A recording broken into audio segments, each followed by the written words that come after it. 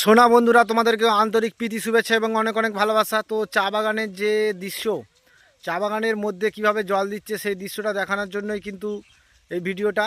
আর অনেক কষ্ট করে ভিডিওটা বানাচ্ছি, তোমরা একটু লাইক শেয়ার করবে। তো বন্ধুরা দেখো, সত্যি চা বাগানে কীভাবে জল দেয় এই দৃশ্যটা সত্যি আমাদের জানা নেই।